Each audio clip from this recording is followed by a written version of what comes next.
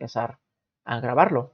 Mira, 3 preguntitas. Han sido 3 preguntitas clavadas, que estaban incluso algunas en la introducción y otras un poquito más adelante, que alguna que otra no la podías haber sacado por sentido común, te la tenías que haber sabido sí o sí. Entonces, wow, hay que escarbar entre todo ese conocimiento que es más, no es tan conocimiento médico, es más tema filosófico reflexivo. Y a ver, pues, y ojalá que nos pregunten justo lo que nosotros vamos a llegar a trabajar respectivamente en él. Entonces, con ello, le damos la bienvenida a este señor capítulo que habla acerca de la ética y la salud ya con la nueva guía pues 2022-2023. Y sí, pues como lo vemos, es la última parte, el último tema a cerrar la materia y lo vamos a adelantar 129 hasta la 175. Eso significa que este tema es bastante gordo, tiene más de 46 planitas que seguir. Entonces, para unas 3 sesiones yo creo que va bien. Ahora, si nos cansamos demasiado, pues para unas 4 y ya ni modo, pues el sábado tendremos que llevar lo que vendría a ser familia, ¿no? Que es el siguiente tema a intentarnos deshacer lo más rápido posible para dejar la última semana limpia, limpia, limpia para ITS y para planificación familiar, ¿no? Entonces, vamos allá. Se van a dar cuenta que muy pocas cosas quizás sean marcadas de color rojo. Y como les dije, por favor no se duerman. Si van a volver a leer esto en la nochecita para relajarse y para sentar muy bien el sueñito, que obviamente que con cerebro descansado pues se estudia mejor morfo y biología celular. Antecedentes. A ver qué nos cuenta estas cosas. El Código de la Ética y de Medicina, ya que parte de acá una normativa, es el conjunto de disposiciones que están inspiradas en principios éticos universales, una palabra clave, que regulan prácticamente qué cosa. Regula la conducta médica en el ejercicio de su profesión y además regula la conducta médica en su relación con la sociedad. Ya te van iniciando sobre los conceptos de lo que es la ética. Los códigos de ética son prácticamente el resultado de una larga evolución histórica y doctrinal que ha durado más de 2000 años. Uno de los códigos médicos más antiguos fue el de las 1000 prescripciones de oro del Sun Tzu Miao, dice, redactadas en China en el siglo VI después de Cristo. Ahora tú me dices, me tengo que acordar esto de la parte histórica. No hagas un esfuerzo. Podría ser una pregunta envenenada y yo no sé quién sería capaz de sacarle en esta partecita. No, yo creo que hay cosas más importantes que saberlas, pero por si acaso, tenlas en cuenta. Ahorita no, te vas a olvidar. En Occidente, los códigos sistemáticos de la ética médica aparecieron cuando, esto ya nos puede ir interesando, en Occidente, en nuestro lado del charco, en el siglo XIX, patrocinado por las asociaciones médicas, en el contexto de las luchas por el famoso monopolio médico y el autocontrol profesional que ya se empezaba pues a sugerir ahí respectivamente. Bueno, seguimos con la historia. El primer código contemporáneo de ética fue promulgado por ¿quién? Por la Asociación Médica de Boston en 1808. Me voy a acordar la fecha, pucha. Quién sabe, tal vez no. Pero ya ten en cuenta que es el primero, por lo menos eso sí vale tener en cuenta. Pero el código más famoso, pucha, cuidado con las palabras, fue el que se elaboró en 1847, o por la recién fundada Asociación Médica Americana. Esta Asociación Médica Mundial, ya más grande, también propuso, mira, casi unos 100 años más tarde, ya la Asociación Médica Mundial en 1949, ya un código internacional de ética médica. Y América Latina pues no ha sido ajena a la apropiación de este código, ya que se han implementado muchos códigos de ética y de ontologías médicas en sí. O sea que hay un montón de normativa ahí afuera en el mundo y obviamente nosotros estamos regidos bajo este último respectivamente. Yo creo que más se han sacado todo este libro de esa parte. La importancia del presente capítulo dice que se enfoca a partir de que en la actualidad del desarrollo tecnológico y las políticas neoliberales, así como los mandatos dictatoriales de personas como de organizaciones, todos estos buscan que el hombre y la ciencia se encuentren encaminados ¿a qué?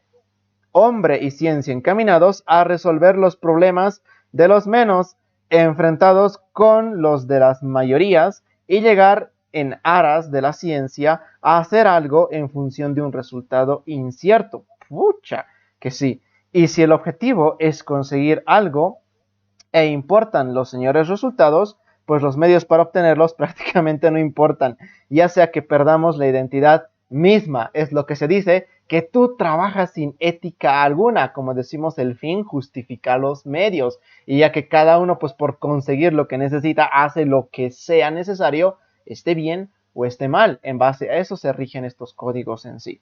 Un ejemplo claro es lo que se conoce como la creación de realidades naturales para poder realizar experimentos biológicos, ¿verdad? Simulaciones de realidades naturales o biosistemas, ecosistemas, donde obviamente se hacen experimentos y que van en contra de la opinión pública.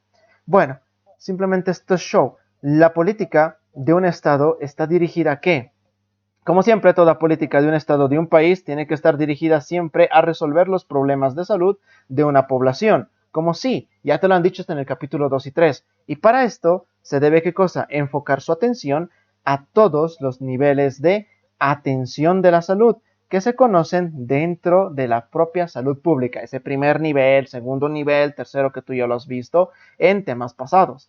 En este contexto, la política sanitaria vigente dice que sería cuestionada por haber elevado en medida creciente el gasto sanitario, el gasto en utensilios médicos durante los últimos años, generándose un amplio debate ético en torno a cuáles deberían ser los límites de una asistencia sanitaria justa. Entonces, hasta ahorita te dicen que con el pasar de los años prácticamente se derrocha la plata y será de alguna buena manera esto, pues correctamente empleados. ¿Habrá alguna manera de emplear mejor nuestros recursos y que, claro, cada persona reciba la atención que merece gastando la necesaria cantidad de dinero? Las respuestas a este interrogante reflejarían la heterogeneidad de las posiciones ideológicas concurrentes en este convulso y complejo periodo de transición, las que marcarían el discurso bioético, tomándolo tan heterogéneo como ellas mismas, es decir, que pucha que hay diferentes tipos de puntos de vista. En este sentido, debemos tomar en cuenta premisas tanto científicas como tecnológicas, ideas, para que vayan a enfocar una situación. Mira, el desarrollo del conocimiento médico siempre ha sido importante ¿en qué? En el transcurso del tiempo. Pero claro, hay situaciones que han ido cambiando en función de que al existir un problema de salud, pues la solución del mismo se realizaba sin dejar secuelas posteriores, lo que hoy es necesario también tomarlas en cuenta. Ya por un guiño que te lo van a hacer más adelante. Históricamente surgen acontecimientos de todo tipo, sociales, políticos, que hay que tomar también en cuenta. Las preocupaciones éticas en relación con los avances de la ciencia y la tecnología y su aplicación, generadas por el holocausto de la bomba de Hiroshima y de Nagasaki, se multiplicarían en los años posteriores como consecuencia de los siguientes hechos. A ver qué cositas han ido impactando en el desarrollo de la sociedad. Primero, se habla acerca de qué? De la posibilidad de la manipulación de las funciones vitales. ¿Como resultado de qué? De la revolución que han tenido las ciencias biológicas, sobre todo ¿qué área?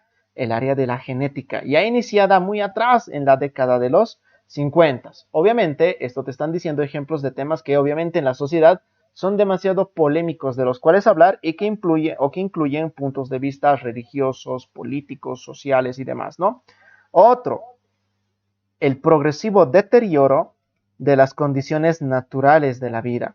¿Producto de qué? Pues de la utilización de los logros de la revolución científico-técnica por la desenfrenada economía capitalista, ¿verdad? Esto también es otro punto polémico al decir reemplazar lo natural por lo artificial y también muchos diferentes puntos de vista, cruce de opiniones, debates y demás.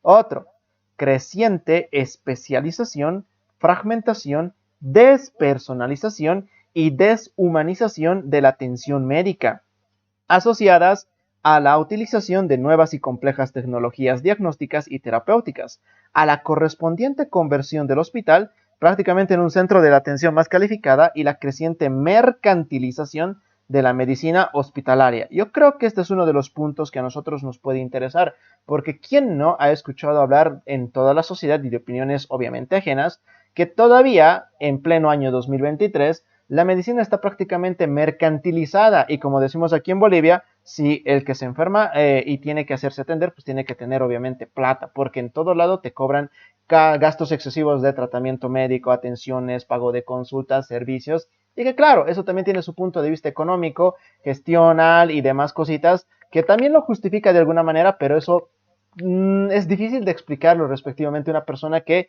está fuera del mundo médico y que trata siempre de estar indagando y decir, es que ¿por qué, por ejemplo, te cobran la consulta tan caro? Es que ¿por qué tan caro cuesta este medicamento? Es que ¿por qué tan...?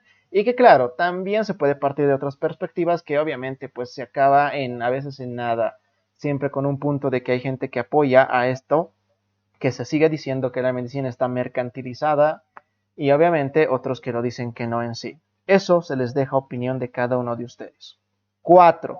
Creación de las famosas terapias intensivas, donde se generarían nuevos dilemas éticos en relación con la muerte. Tú sabes que, si bien no aquí en Bolivia, pero pues en otros países, la medicina está tan avanzada que existen salas de terapia intensiva que permiten mantener de alguna manera y extender y prolongar la vida de más personas, a sabiendas de que a veces pues ya prácticamente tienen un alto compromiso de lesión y que claro es prolongar, como algunos dicen, pues su sufrimiento, y hay la parte polémica que dicen que por qué lo sigues manteniendo a este paciente despierto, porque sigue conectado, y dilema, y obviamente eso es por el progreso de la ciencia y también las decisiones de las personas. Mira, estos son temas obviamente ultra polémicos que, chicos, yo creo que obviamente pues te lo podrían poner en una pregunta de examen así literalmente y tuvieras que tener bastante cuidado en leer respectivamente para que bajo tu criterio. Es que esto obviamente no te lo vas a memorizar de pe a pa. Es un tema enorme. Entonces tienes que concentrarte casi en la primera vez que la vas a leer y tratar de recordarlo eso respectivamente. Otro polémico inicio de los trasplantes de órganos ya en la década de los 60 y la aplicación de otras nuevas tecnologías. Es que claro, hay diferentes sitios del país y del mundo en donde todavía esto plantean problemas éticos, ¿no? Para los cuales pues la deontología tradicional prácticamente hasta ahorita no tendría una respuesta clara y precisa. La importancia entonces de la ética en el campo que a nosotros nos interesa, que es la salud, a lo largo o a lo que ya se denomina pues como bioética, tiene que buscar algunos principios básicos. Y cito, yo ya me tengo que ir olfateando que obviamente al ponerme en puntos, podrían ser una pregunta de examen. ¿Qué te parece si yo te digo pues así? Mira, te lo pongo en un enunciado de pregunta. La importancia de la ética en el campo de la salud, a lo que nosotros le llamamos bioética, tiene que buscar algunos de los principios básicos. Pregunta 1, superar el reduccionismo. 2, bajar la incertidumbre. 3, brindar equidad. Y la respuesta es verdadero, verdadero, verdadero. Entonces aquí sí hay que tener cuidado porque obviamente en una pregunta te lo dicen. En vez de superar el reduccionismo, te lo pueden poner pues, no sé, más bien no superarlo o infravalorarlo. En vez de bajar, subir. En vez de brindar, no brindar y ya está, pues se arruinan las preguntas. Entonces, esto sí tendría que empezar a tener en cuenta. Bueno, ¿cuáles son los principios básicos de la bioética? Superar el reduccionismo, bajar la incertidumbre en las personas y obviamente brindar equidad en la atención. Para eso es necesario conocer los aspectos básicos de la ética antes de entrarse directamente a lo que para nosotros es la bioética. Yo cuánto no hubiera deseado que directamente entremos en la bioética porque obviamente todo esto es histórico. Y debemos distinguir inicialmente entre las dos palabras claves, que es así te voy a pedir que te acuerdes. Distingue entre ética y la palabra moral. Mira, y esto te lo vas a tatuar para el examen. Es de lo poco que te voy a pedir en este tema porque sé que es un tema hasta incluso complejo para nosotros porque no es muy médico. La ética, ¿para qué sirve? Pues de alguna manera trabaja con la identificación de los valores, prácticamente es teórico. La moral, en cambio, nos da las normas de comportamiento y esto técnicamente es práctico. Cuidado, la ética es teórica, te identifica los valores, es lo que sabes por teoría. En cambio, la moral ya da la parte práctica, normas de comportamiento de un individuo frente a su sociedad. Y al hablar de esto, tenemos que referirnos a la ética pura y simple, como una introducción para luego en el campo de la salud, pues hacerlo ya desde el punto de vista de la bioética, que es el resultado sistemático de los juicios de valor, pero en el campo de las ciencias biomédicas y de la conducta. Allá, las ciencias médicas se conducen por 4 momentos rectores y eso es otra cosa que yo te voy a pedir que te acuerdes porque ya ha sido preguntado. Entre las pocas preguntas del banco las vas a encontrar.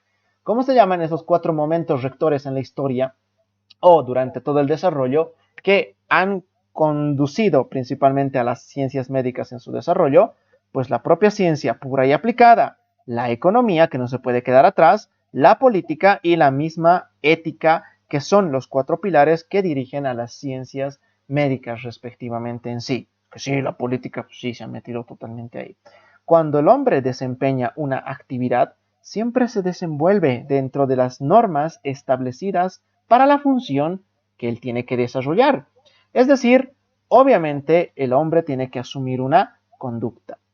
Entra en una costumbre de actividades que le permiten desenvolverse bien, porque nadie dijo que de esta manera pues hay que ser, sino que simplemente actuamos o como se dice, pues se sucedió y ya, ¿no? Se dio y nada más. Esto es lo que nosotros decimos normalmente cuando queremos ignorar algo que ya ha estado establecido, pero que lo dejamos de lado por conveniencia propia. Pero debemos indicar que esa función ya tenía ciertas normas de conductas. Es como decir, y como alguna vez me lo dijeron, todo el mundo viene sobre un lugar donde las cosas ya prácticamente están programadas y tiene que soltarse ahí, sobre lo que ya está establecido.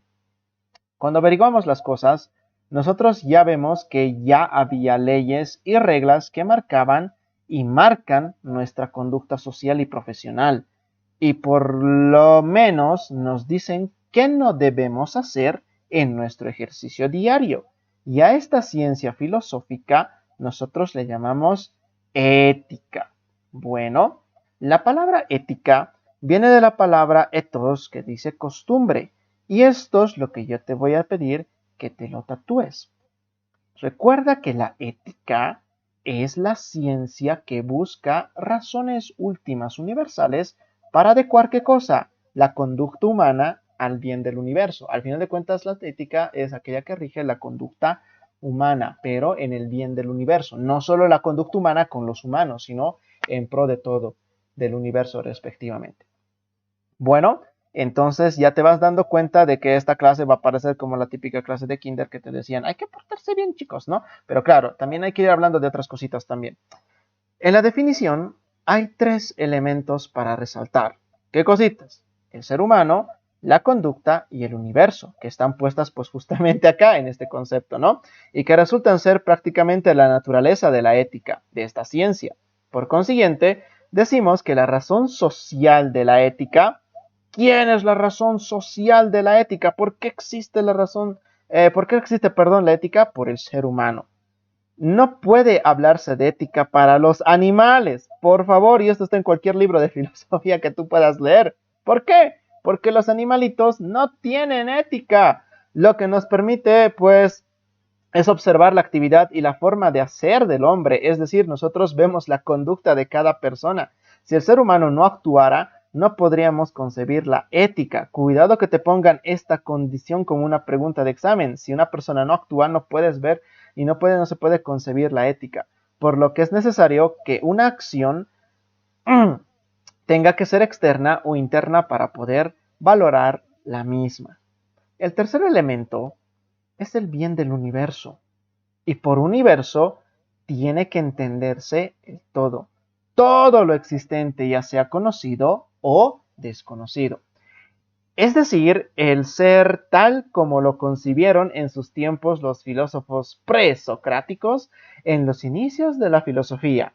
Mira, un acto que vaya contra cualquier ser, y esto también te lo tatúas de rojo, recuerda, si ya atenta un acto contra cualquier ser, no es ético. Mira, te pone ejemplos el libro. Quien sin necesidad destruye un árbol, quien sin necesidad mata un animal, desperdicia o contamina un elemento como el agua, como el aire, realmente comete un acto que no es ético.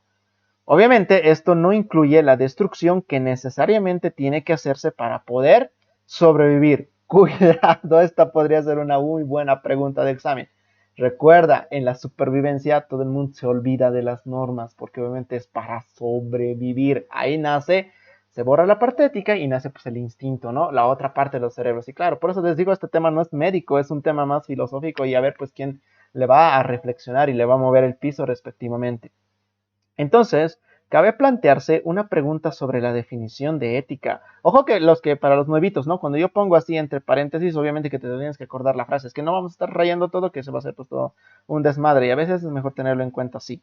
Cabe plantearse una pregunta sobre la definición de ética que nosotros hemos dado. Mira, ¿cuál es el bien del universo? ¿Qué es lo bueno para un ser determinado? ¡Uay! El bien para cualquier ser es el poder desarrollar ¿qué cosa?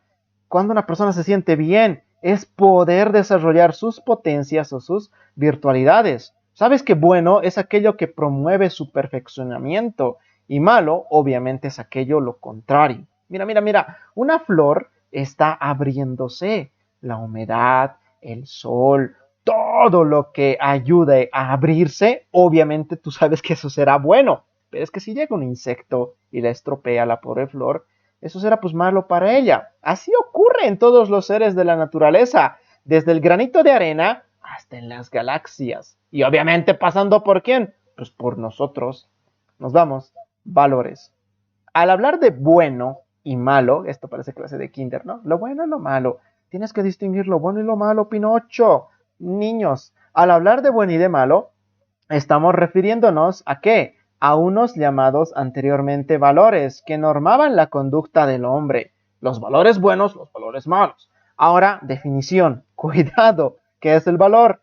Valor es una cualidad que tiene un ser de y para poder desarrollar algo. Prácticamente ese valor sirve de un medio para alcanzar algún fin. Al ser entonces una cualidad, no es pues una realidad que pueda comprobarse por experimentación. Peor aún, cuantificarse, por lo que no se puede pretender que un valor se demuestre en un laboratorio, así como tampoco pueda medirse. Y obviamente esto tú lo sabes, los valores no pueden cuantificarse, no le puedes dar una unidad, una medida, ¿no? Un número. Es cualitativo. Cuidado que te bailen con las palabras. Los valores no son cuantitativos, son cualitativos. En el ordenamiento del universo puede darse que un valor sea bueno, sea malo, o mira, mira, mira, mira, sea bueno y malo a la vez. Es que mira, mira, mira, puede ser bueno para uno y malo para otro. Y esto empezando de los aspectos culturales y costumbres de los pueblos. Y es que de aquí pues surge la famosa, esta palabra vale oro, la relatividad de un valor, dependiendo de dónde se mire. Y eso es lo que nosotros perfectamente aprendemos en medicina. Cada vez que yo les pregunto algo, ustedes dicen, depende, depende. Y depende de qué, ya, pues ya no, es que claro, eso se le llama relatividad. Depende de qué, depende de dónde se mire. Mira, mira, mira, un terremoto es bueno para quién. Un terremoto es bueno para un sistema de montañas que se están acomodando. Pero obviamente el terremoto es malo para los hombres y los animales que fueron destruidos por él. Ahora mira, mira, otro. La gallina es un animal maléfico para las lombrices porque se las devora. En cambio, el leoncito es manso, es buenito para las lombrices porque las ignora. Entonces, ¿esto qué se le llama? Esta palabra clave, relatividad. Es dependiendo un valor, dependiendo de dónde se lo mire, desde qué punto de vista. Cuidado ahí.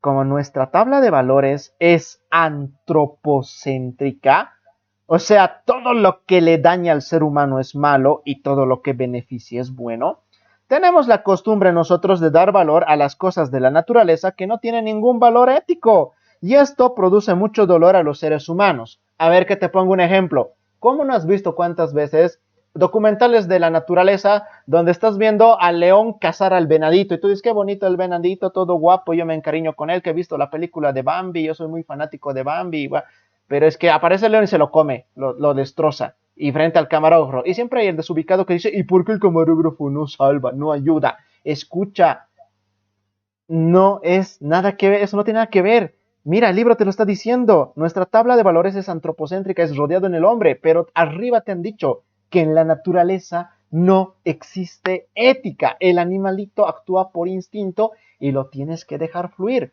Nosotros somos las ratas que estamos metidas aquí tratando de mover el mundo a nuestra conveniencia, porque los animalitos hacen todo por naturaleza y por instinto. Que esto está en muchos libros, chatito, y obviamente yo cuánto no quisiera recomendarte otros para que los leas, pero yo sé que estás colapsado con los libros de medicina, que hay otros más guapos también que leerlos, y que sí, no son médicos, pero vale la pena también en tu crecimiento como persona. Bueno, concepciones de la ética. Siempre nos referimos a cómo entiende cada persona de muchos pensamientos o de conceptos que se manejan permanentemente en el contexto social, y cada uno responde de acuerdo a su manera de interpretar y de acuerdo a su propia conducta. Y es en estas características que vemos dentro de la ética dos concepciones. la ética de situaciones y la ética absoluta. Ten en cuenta, cuidado que te hagan confundir la una con la otra. La ética de situaciones. A ver, ¿de qué va esto? Para los que aceptan este concepto, los que son defensores de este equipo, el team ética de situaciones, el valor de bueno o malo depende de la situación de cada acción. Mira, la poligamia, es decir, el matrimonio con múltiples personas, es éticamente bueno en el África y obviamente es malo ¿dónde? En América. Una acción cualquiera se permitió allá en el siglo XII, pero claro, ahora que estamos en el siglo XXI, se lo condena. O viceversa, algo que aquí en el siglo XXI se permite, en el siglo XII era castigado. Y claro, tantos hechos históricos que podemos ir hablando y que claro se dan en uno u otro, ¿no? Entonces, a eso es lo que se refiere. Esto es la ética de situaciones. Por eso decimos, es según la situación que se haya vivido en el tiempo. Es decir, hay una relatividad de los valores éticos dependiendo del tiempo y del lugar. Cuidado, esas son sus variables. Estabas en el tiempo adecuado y en el momento adecuado, como eso, ¿no? Entonces, mira, referidos al tiempo, que se mide normalmente en años, un ejemplo es pues la moda. Nosotros sabemos que con el tiempo la moda cambia. En lo que se refiere al lugar, nosotros podemos indicar pues la ubicación en el continente u otras características regionales dentro de un país. Por ejemplo, hay algunas cositas que se hacen en Oruro que no se hacen en Santa Cruz, o en Santa Cruz hay cosas que se hacen que no se hacen en Cochabamba, y así, ¿verdad? Entonces, eso va variando. Esto nos representa pues un juego peligroso en el comportamiento de las personas, ya que de ser así, pues prácticamente todo estaría justificado, dependiendo simplemente el interés de cada uno o de un grupo de personas. En la actualidad es lo que nosotros más observamos. Todo tiene su razón de ser y las únicas causas de control son las que afectan al Todopoderoso y no responden a la oportunidad presente. Chicos, lo sé, nos vamos a poner un poco más filosóficos y claro, por eso decimos esto, wow, con leerlo una vez a veces incluso ya basta y obviamente tú esperas a pelear esto en una pregunta de examen y dices, wow, tengo que ponerme en una situación de qué pasaría si. Ahora, ¿qué pasa con la ética absolutista? Mira esa palabra, absolutista. Otras concepciones, por el contrario, piensan que la ética es una ciencia con principios absolutos, como los principios matemáticos, los cuales no cambian a pesar de las circunstancias. En este ya no hay, depende. En este hay o no hay, directamente, ¿no? Es algo absoluto. El señor Kant fue el más claro exponente de esta posición. Mira, para el señor Kant, el imperativo categórico y los principios a priori, los principios al inicio, ¿no? Inscritos en el interior de un ser humano, son fundamento de la ética, sus principios. Estos principios son absolutos para el señor Kant y obviamente no se pueden cambiar. El peligro de esta concepción es llegar a qué? A lo que siempre se evita que se llegue, al famoso fanatismo. Ese es el peligro, que son actitudes en la actualidad o que en la actualidad las observamos, chicos, con demasiada frecuencia, especialmente en las culturas musulmanas. Pero también, mira, el ejemplo típico, el deporte. Las hinchas de no sé qué equipo con los hinchas de otro equipo, en vez de apoyar a su equipo, están peleando, están sacando la mugre, o las fanaticadas religiosas con un lado, con el otro. O sea, chicos, podemos hablar de esto un montón de cosas y un montón de ejemplos, pero no tenemos mucho tiempo. Por eso te pido que lo entiendas ya casi de un tirón. Entonces, ese es el peligro del fanatismo. De estas dos posiciones que acabamos de ver, debemos ver principalmente las características que en su momento plantea el comportamiento del ser humano, ya que en el accionar diario tenemos que encontrar esto, un equilibrio que marque el rumbo de nuestras acciones. El tomar en cuenta las situaciones es justificar todo y no hacer nada. Las concepciones absolutistas es ya también qué cosa, es entrar a un dogmatismo y a un fanatismo que tampoco nos va a llevar a nada. Entonces, mira, te están contando los extremos peligrosos. Más al contrario, si actuar solo para sí y en sí, hay que tener también ojo. Debemos ser, por consiguiente, y esto con rojito, nosotros tenemos que siempre ser seres razonables. Cuidado acá, ¿verdad? Si tú te vas por este equipo, por la ética de situaciones y todo el rato estás diciendo depende, tienes que tener un cuidado porque te vas a meter a justificar todo lo que pasa a tu alrededor en todas las situaciones y vas a acabar haciendo nada. No vas a poder hacer nada porque tú dices depende, te vas a quedar ahí. Y ojo, si te vas al otro extremo, a la ética absolutista de decir, ya, esto es así, esto es así, te vas a ir a dónde? Al dogmatismo y al fanatismo, que tampoco te va a llevar a nada. Por eso el libro mismo te está aconsejando, tienes que conseguir un equilibrio respectivo y ser un ser totalmente razonable. Hay principios universales que pueden tener excepciones según la particularidad de alguna acción determinada. La ética, entonces mira, tiene que ser como la ropa, ni tan estrecha que no deja moverse, ni tan ancha que no permita caminar libremente. Así que usen ropa holgadita. Bueno, pero al final de cuentas así debería ser, ¿no? Un punto central y de equilibrio. Criterio ético. Si las consideraciones anteriores conflictúan un cachito el control del comportamiento, es importante saber situarse donde, en el tiempo y en el momento, ya que una actitud fundamental del hombre es ¿qué cosa? Una actitud fundamental del hombre es el cambio, pero que sea siempre para hacer el bien. De dónde situarse en el justo medio. En la ética es importante y para lograrlo tenemos que tener un criterio ético, el cual nos indica qué debe y qué no debe hacerse en qué determinado momento. ¿Ves? Esto es más reflexivo. El criterio ético, ¿cómo se lo adquiere? Y cuidado que esto sea una pregunta de examen. ¿Cómo obtienes un criterio ético? Lo adquieres por medio de una reflexión sobre los valores de lo bueno y de lo que es malo. Algo que se está perdiendo bastante con la poca comunicación que hay para empezar, las familias respectivas, ¿no? Entonces tengan en cuenta. Obvio, chicos, no se nace con un criterio, no hay persona, tú vas a decir que el niño sabe distinguir lo bueno de lo malo. No, no se nace con criterio, obviamente el criterio se lo forma y el mismo depende de esta palabra clave, que nosotros nunca hemos sido capaces de negarles, la experiencia y las oportunidades que uno ha pasado y que ha vivido. Y obviamente esto es variable en todas las personas. Y obviamente en esto se basa el ser humano. Cuanta más experiencia, oportunidades y cosas hayas visto, hayas vivido, obviamente conoces más. Algunos piensan equivocadamente que la ética es directamente una ciencia difusa que ni siquiera es necesario estudiar, pero cuando actuamos, pucha, se nos presentan situaciones en las cuales es difícil determinar qué es lo ético y cómo debemos actuar. Es entonces cuando vemos la necesidad de tener un criterio ético bien formadito. Y estos chatitos a ustedes les va a pasar dentro de sus prácticas. Ya van a tener anécdotas que contar de casos clínicos, pacientes, familiares, que han sucedido en la emergencia, que ha sucedido en la internación, en las urgencias, en terapia, y que tú te han llevado realmente a un conflicto de decir, ¿y ahora qué hago? Si hago esto, va a pasar esto, si hago esto, va a pasar esta otra cosa. Te mete en conflicto y obviamente ya decide o ya entra ahí tu valor ético, ¿no? Tu formación, tu criterio.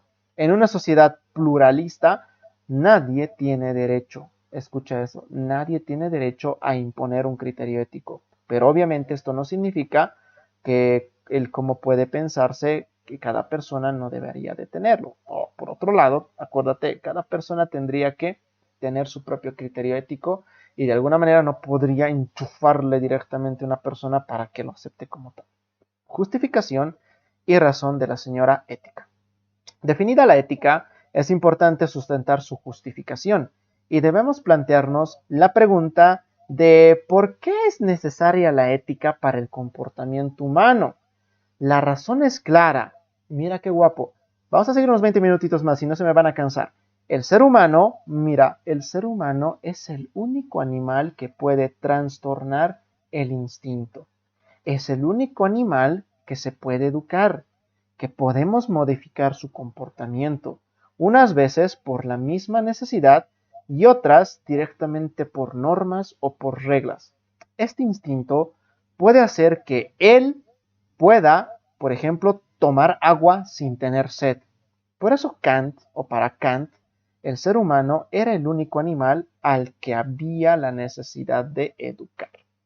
Comparativamente, los animales no pasan por estas situaciones, ya que para los animalitos es la necesidad la que rige su comportamiento. Si el animalito tiene hambre, va a buscar comidita. Tiene sed, va a tomar agüita. Si quiere aparearse, se va a aparear. En cambio, el hombre, yo creo que esto se cuenta por sí solo, chicos. Y lo que nosotros vemos en la sociedad se cuenta por sí solo el chiste, ¿verdad? Por eso Es que para este señor Kant esto vale oro. El ser humano es el único animal al que hay que educarlo, ¿no? Para explicar por qué el ser humano trastorna el instinto, suelen darse tres respuestas. A ver, 1. La falta original. En todas las culturas aparece el fenómeno de la famosa falta o la caída original descrita en diversas formas. Mira, esto lo puedes ver desde cualquier perspectiva. En la cultura judeo-cristiana, por ejemplo, la figura, esto de la falta de cometer actos malos, del error, el pecado, puedes decir, ¿no? La figura es el árbol del bien y del mal que está implantado en el paraíso. O sea, siempre es la misma idea, ¿no? Tú sabes que el ser humano estaba en un estado de equilibrio entre su instinto y su inteligencia, y luego pues ha sucedido qué cosa, una transgresión, y la naturaleza humana se transformó, y ya pues está. Eso es un punto. De ahí pues la necesidad para los que creen en esto, ¿de qué? De normatizar o normalizar la conducta humana. Hay que ponerles normas, porque obviamente ya han trastornado. Es decir, de establecer una ética la cual recupere el equilibrio entre la razón y los instintos humanos. O sea, para el punto de vista judeocristiano, ¿cuál es el por qué se ha creado la ética? Es para que el ser humano recupere el equilibrio entre la razón y los instintos humanos, porque lo había perdido. En este principio, las concepciones tienen un fuerte componente religioso como un instrumento de guía del comportamiento humano. Eso es un punto. Otro, la sociedad. Otros creen que el ser humano es equilibrado al nacer. Sus instintos obedecen a la razón, pero lastimosamente la sociedad, por medio de la cultura, impone un desorden en su conducta humana, obligándolo a este ser a usos y costumbres que trastornan su equilibrio. Yo soy fanático de esta frase, porque obviamente te imponen directamente muchas cosas, porque ya lo arrastraban de generaciones anteriores, las famosas costumbres y creencias, ¿no? El deseo desmesurado de poseer, la ansia intolerada de placer, pues son, por ejemplo, comportamientos impuestos por la sociedad, los cuales son necesarios para regir por una serie de normas, y esta es la razón de la ética. Mira, por ejemplo, esto, ¿no? El deseo desmesurado de poseer. ¿Por qué estás estudiando medicina?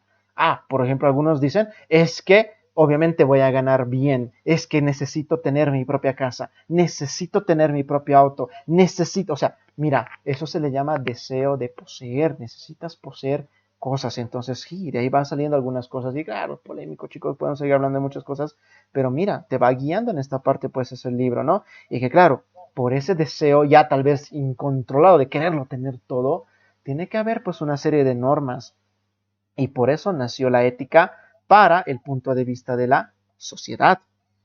Las diferentes sociedades instituyen sus propias reglas o normas, y generalmente las mismas pueden estar ligadas a los aspectos culturales, y la sociedad pues marca incluso épocas y ciclos sociales donde encontramos diferencias en el comportamiento y las costumbres de las personas, lo que hace que las personas permanentemente estemos comparando unas épocas con otras, queriendo determinar la mejor en cuanto a costumbres y en cuanto a comportamiento. Ah, que en estos años antes se hacía esto, que ahora esto se hace así, y ahora que hace unos años pasaba esto, ¿no? Todo el rato estamos chocheando con esto, y obviamente ustedes también lo van a hacer, y tal vez ya lo hacen respectivamente, ¿no? Otro, la evolución del ser humano. Una respuesta a lo anterior es reconocer y justificar la evolución misma del ser humano. En este debería haber una conducta ordenada, con la cual todo estuviera encaminado para el bien genérico o del género humano. Pero la famosa cerebralización del ser humano es reciente, lo que hace que sea normatizar, o lo que hace que sea necesario normatizar la conducta humana por medio de la ética. Mira, tú sabes que esto te lo han enseñado en morfofunción, ¿verdad? Tú sabes que si tú no tuvieras en cuenta la corteza cerebral, por más abajo ya el diencéfalo, tálamo, epitálamo, más abajo tronco encefálico, bulbo raquídeo, protuberancia, todo eso es un cerebro instintivo. El cerebelo mismo es la parte involuntaria que actúa por sí mismo. Pero claro, la cerebralización, cuando ha venido la corteza, viene la parte voluntaria, y obviamente ella es la que razona, piensa, empieza a discernir, y obviamente es la que transgrede a lo que es ya el instinto. Y tú no me vas a decir que eso no te ha pasado. Te puedo poner un ejemplo que obviamente tú ya lo has vivido.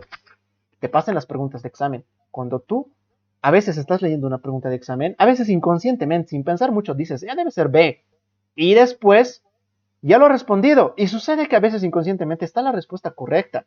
Pero viene tu cerebro, tu cerebralización humana, y te empieza a hacer mover el piso. Te dice, oye, es que no, ¿cómo va a ser B? ¿Qué rayos estabas pensando? Empiezas a dudar, empiezas a pelearte, le haces caso al cerebro humano y chin, le cambias la pregunta y sucede que la cagaste, porque obviamente no tenías que haber tocado esa pregunta, ¿verdad? Y obviamente te estás remordiendo. Y chicos, eso es natural, pasa a todos, nos ha pasado a todos y nos sigue pasando. No tendrías por qué autocastigarte por eso. Tienes que decir, pues sí, es una falla humana. ¿Y tú eres humano? Pues sí, soy humano, entonces lo afronto como viene y ya pues ni modo, tengo que pelear otras preguntas, ¿verdad? Eso es lo que va. Y mira, esto mismo es lo que hace posible que sea necesario pues normatizar la conducta humana por medio de la ética, porque obviamente ese cerebro empieza a modificar las cosas a su conveniencia. Posiblemente dentro de millones de años, si todavía existimos nosotros, el Homo sapiens, la ética no tenga ninguna justificación, pues el proceso de la cerebralización estará en un estado más perfecto que el actual. Prácticamente esperamos que no habría guerras, ni tanto dolor causado por nosotros mismos, pues el cerebro inferior estaría en armonía con quién, con el cerebro superior. En las tres teorías hay un hecho común.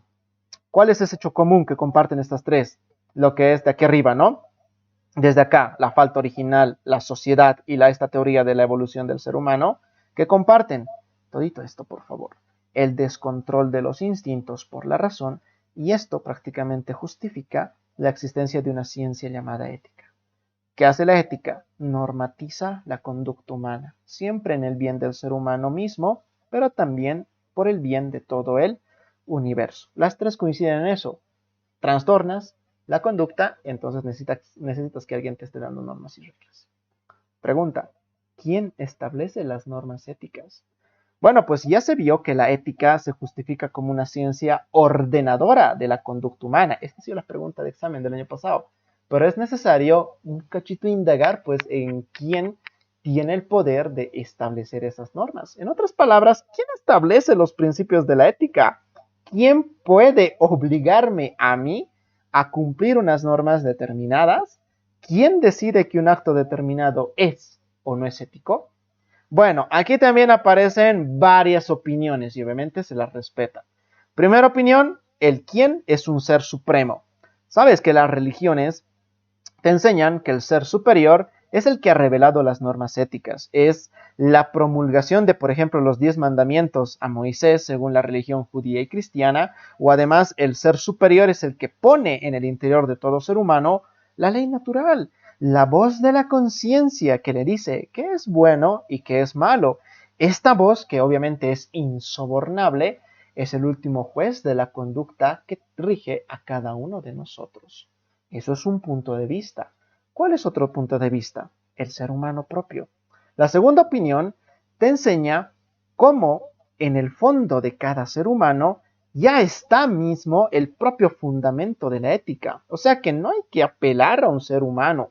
Simplemente en el mismo ser humano ya hay principios a priori inductivos, es decir, no obtenidos por la deducción, los cuales guían al ser humano en su conducta ética propia.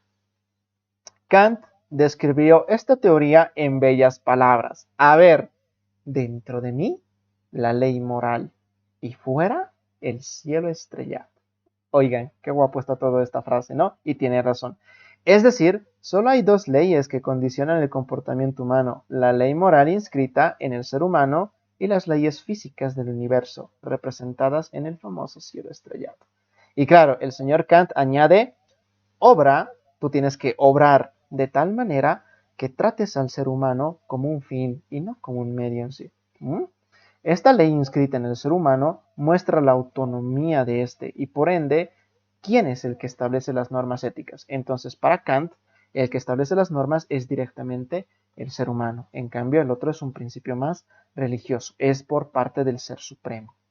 3. La sociedad. La sociedad. Para otros, el fundamento de la ética está en la sociedad. Los seres humanos han convenido, ya se han puesto de acuerdo en unas normas éticas. Han hecho un pacto para procurar el bien de la especie, la tribu, el clan y han determinado pues, lo bueno y lo malo. Prácticamente no es necesario creer en un ser superior ni en leyes inscritas en el propio ser humano para fundamentar la ética. Esta es solo conveniencia social. Bueno es lo benéfico para una determinada sociedad y obviamente que malo va a ser lo contrario. Cuidado que te confundas entre el ser humano y la sociedad. En el ser humano es propio de uno mismo, de donde nacen sus normas éticas, y en la sociedad es todo por conveniencia de unos de la popularidad, ¿no? No es de uno solo. Pascal resumió esta teoría cuando escribió cómo el ser humano no pudo hacer que lo bueno fuera lo más fuerte, convino que lo fuerte fuera lo más bueno. ¡Wow! ¡Qué buena condición! Mira, dice, como el ser humano no pudo hacer que lo bueno fuera lo más fuerte, por lo menos entre él mismo se ha puesto de acuerdo y le ha convenido que lo fuerte fuera lo más bueno. ¡Wow! Los que promulgan esta teoría dan a la ética un fundamento marcadamente solo utilitarista y casi biológico que busca la supervivencia directa de la sociedad humana en sí. Bueno, fan de cuál de estos tres equipos serás, tal vez de los tres, tal vez solo de uno, tal vez de dos, tal vez de tres, eso ya te lo dejo a tu criterio propio, ¿verdad? Porque al final de cuentas son posturas. Listo, ética y ontología. Cualquiera sea la opinión sobre el fundamento de la ética, es importante considerar cómo la ética de cada persona tiene que ser consecuencia de su ontología. Cada persona debe tener su propio sistema filosófico, ojo, del cual tendrían que brotar todas sus normas de conducta. Y esto es algo que es muy bueno promover. Lo más profundo en este sistema filosófico es la ontología. ¿Qué pienso yo del ser? ¿Qué es el ser para mí? Esta pregunta, que fue formulada por los griegos ya antes de Sócrates, ha sido respondida desde entonces por todos los filósofos y debe responderse cada uno de nosotros. Si la ética no brota de una ontología, ojo con esto, tiene el peligro de volverse en un conjunto de normas externas como si fuera prácticamente un manual de urbanidad o de buenas maneras. Simplemente el manual del buen comportamiento y ya, o sea, algo superficial. La ética tiene que ser consecuente de la cosmovisión de cada persona, de cada cual. Es decir, tiene que ser consecuente con la visión personal del universo, tu visión personal del universo.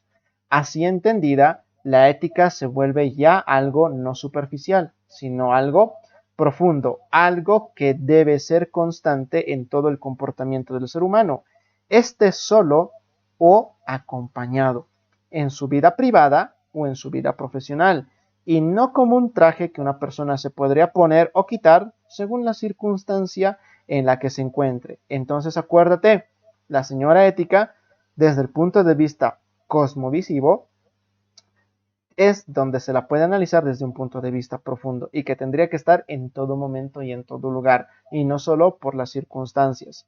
O sea que, ten cuidado con esta frase, podría ser una pregunta de examen. La ética no es solamente no hacer el mal, sino, y mucho más importante, es hacer el bien.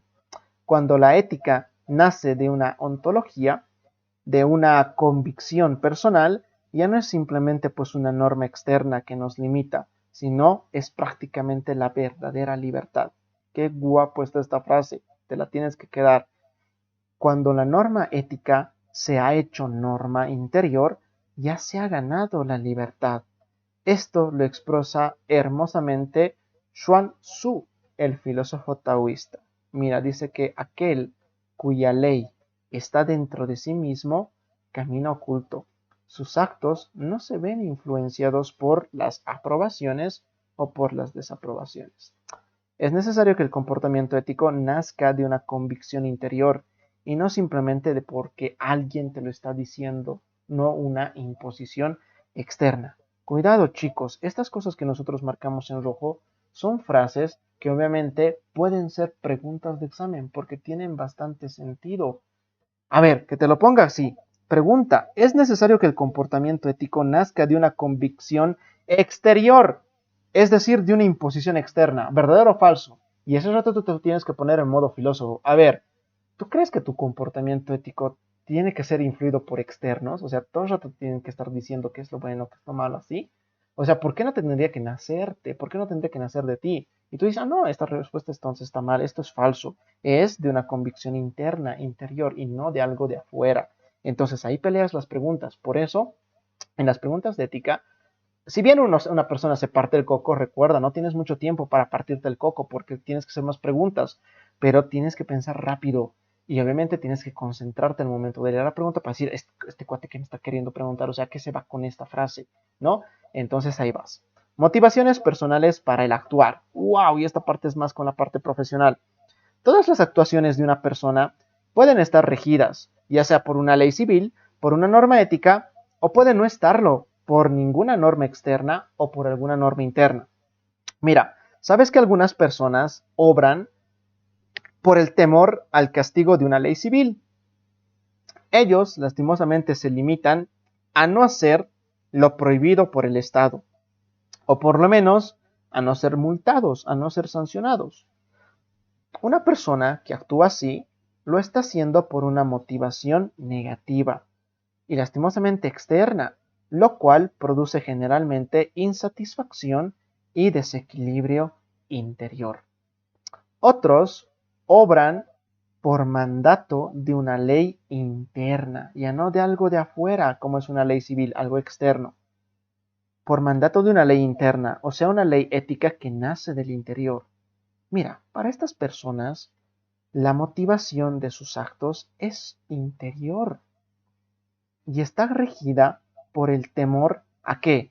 A un castigo dado por su propia conciencia o por un ser superior en el caso de que esta persona pues sea un creyente, ¿no? En una trascendencia.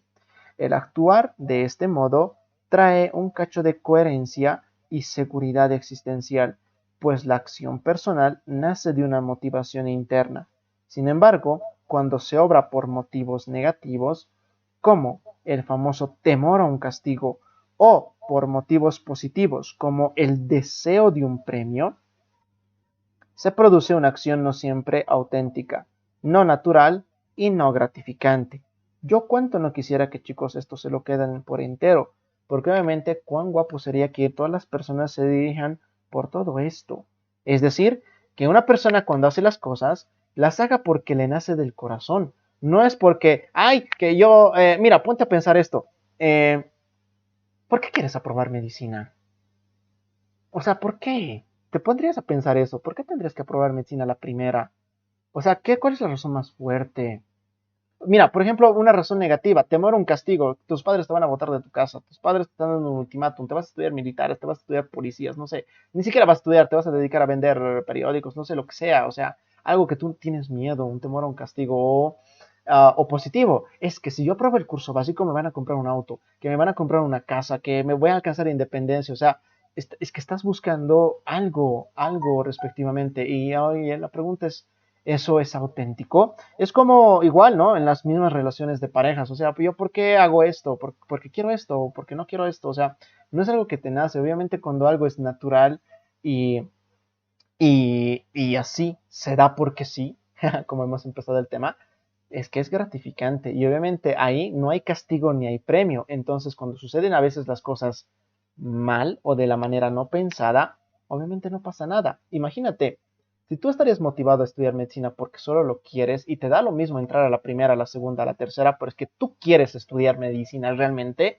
y te estás dando cuenta que sí puedes, pero que te falta un cacho de tiempo, pero que puedes, estás progresando, el tiempo para empezar no te va a afectar. Que te vaya bien, que te vaya mal en tu examen, vas a decir, no pasa nada, es que yo ya estoy estudiando medicina, estoy con el libro de Morfo, algún año voy a estar con el libro de Nato, otro año estaré con fármaco, otro año estaré con fisiopato, con medicina interna, y vas a seguir moviéndote naturalmente por las cosas. Y no, ay, es que tengo que aprobar ahorita sí o sí porque es mi ultimato, y es mi segundo intento, y es mi tercero, es que ya no hay más, o sea, no, y vas a, obviamente, no vives en paz.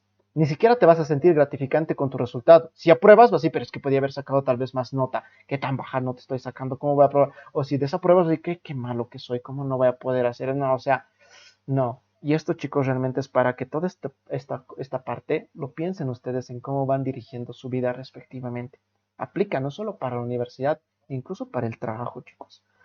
En otra categoría están aquellas personas las cuales no obran motivadas por una norma externa o interna.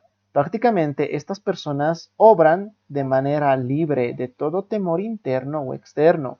No tienen la noción del castigo, pero tampoco tienen la noción del premio.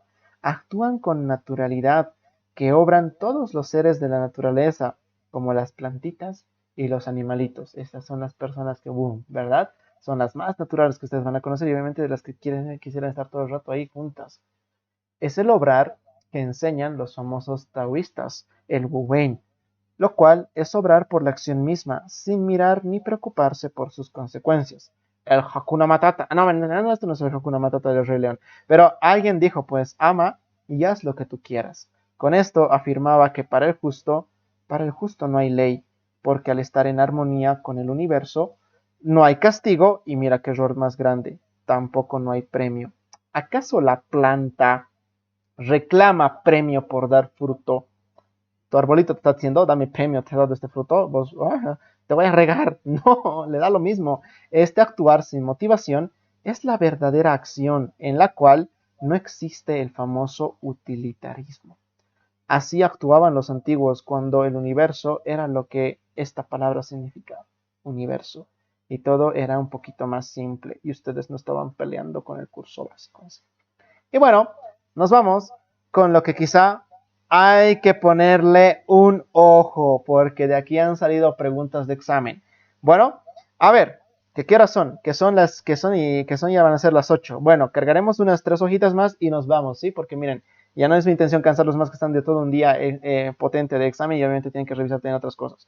La ética tiene que tener principios fundamentales que obliguen a todos los seres humanos, independientemente de la raza, condición social, política o religión, a comportarse o actuar dentro de ciertas líneas denominadas normales.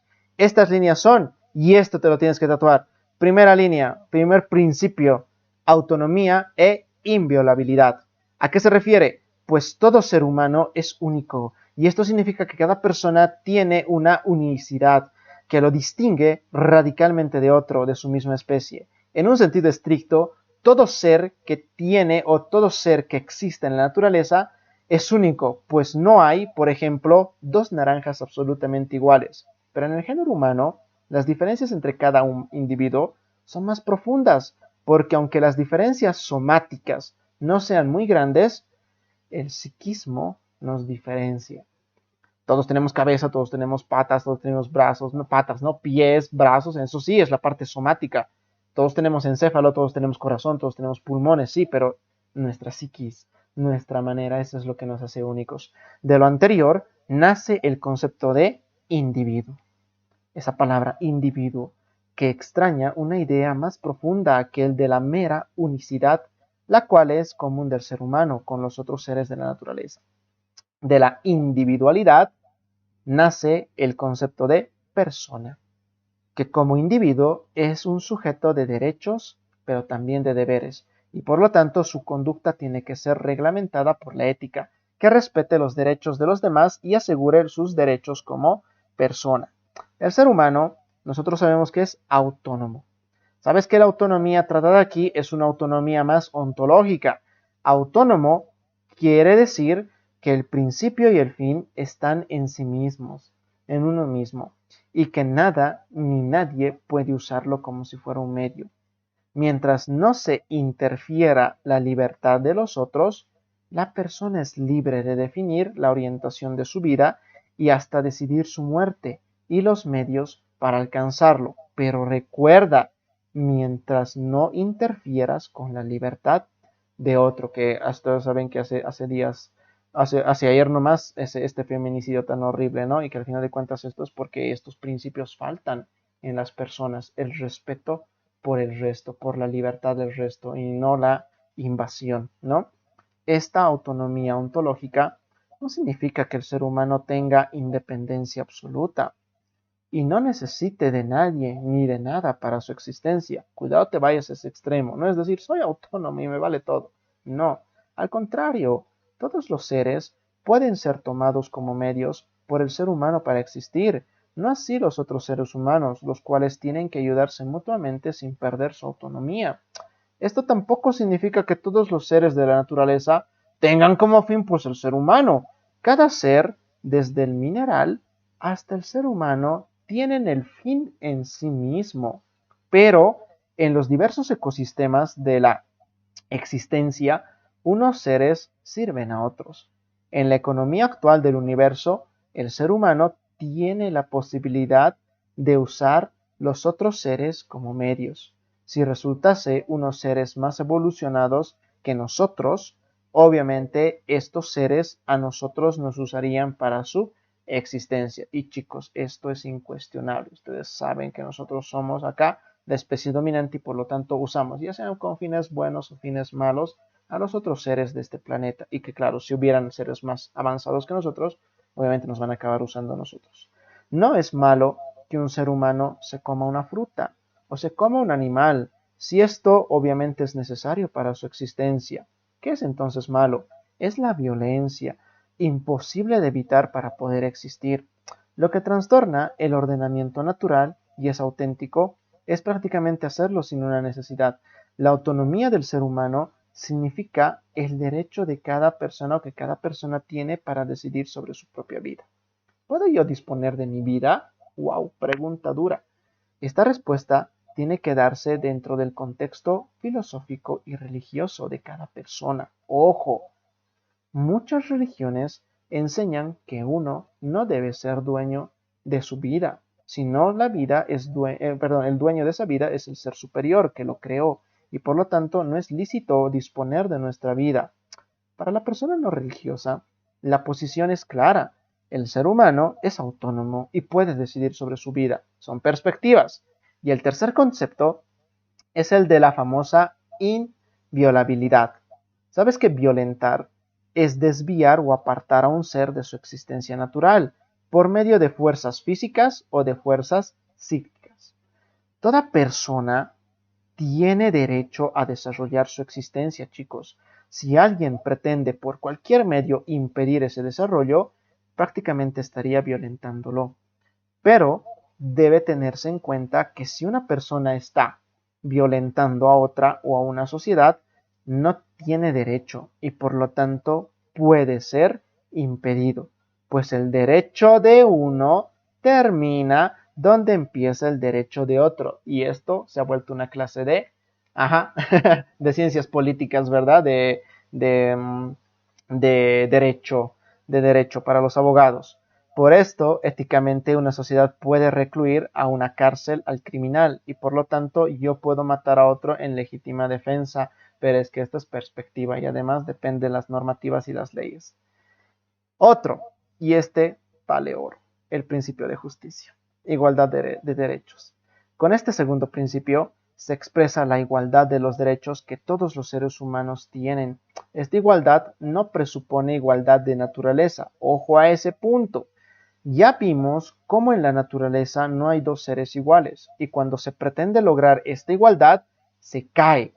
Si se trata de seres humanos, en la masificación y por ende en la pérdida de la individualidad, pues si es en otros o en los otros seres de la naturaleza, en la degeneración, porque al perderse las diferencias individuales, se pierde la vitalidad. El hombre moderno, y tú lo sabes eso muy bien, pretende producir una humanidad y una naturaleza clonal, donde dice que todos tenemos que ser iguales. Pero chicos, esto es una tentación mefistofélica. La naturaleza, chicos, es asimétrica, es desigual, y en esto reside su vitalidad. El círculo, el cuadrado perfecto, solo existen en nuestra imaginación, no en el universo, ni aún en la dimensión del arte. Cuidado estas chucherías, te pregunten. ¿Sí? Concediendo la desigualdad de todos los seres, es necesario precisar la igualdad de derechos. Los derechos iguales para todos los seres son aquellos que todo ser necesita. ¿Para qué? Para desarrollar su existencia. Ojo, esta es la parte legal. Estos son distintos para cada especie y cambian según la época y las latitudes. El derecho a la vida y a suplir las necesidades llamadas elementales son derechos de todo ser en la naturaleza. Y ojo que no es solo derecho del ser humano. Los derechos de todo ser humano son independientes de las cualidades del ser. El derecho a la vida, quizá el derecho más fundamental de todos, es independiente de sus cualidades tanto psicológicas, intelectuales, sociales, religiosas, políticas y hasta económicas. Por eso, todo ser humano tiene iguales derechos independientes de sus características psicológicas. No importa el desarrollo biológico, sea un embrión o un adulto plenamente desarrollado, o un anciano en el cual el vigor prácticamente ya se le está extinguiendo. Ojo con este punto. Cuando o haciendo caso omiso de las cualidades físicas, los mismos derechos tienen pues un atleta con todo su vigor como el deforme o el paralítico que apenas sí puede mover una parte de su cuerpo. Por eso, independientemente incluso de su desarrollo psicológico, por ejemplo, el niño con su sistema nervioso no desarrollado como el mismo adulto con un psiquismo íntegro. Además es igual el oligofrénico que el sabio, que domina el saber humano. O sea, para todos el derecho es el mismo. Igual para el que pertenece a la clase social alta como al de la baja. Igual al creyente que para el ateo, al que está en el régimen político dominante como al que lucha para derrocarlo, al que tiene con qué pagar esos derechos como al que prácticamente no posee nada. Y chicos, como dice esto, fácil es enunciar esto, pero difícil es practicarlo en la sociedad y en el ejercicio de la medicina. El concepto de calidad de vida es un concepto muy usado en ética médica, pero es muy difícil de precisar. La vida humana no puede medirse como un objeto material y presenta una subjetividad tan marcada que no es posible valorarla sin tener en cuenta una serie casi infinita de circunstancias y variables. Chicos, el valor de una vida tampoco puede medirse en términos de rendimiento económico. Y quédense con esa otra partecita. Bueno, listo pues chatitos. Entonces,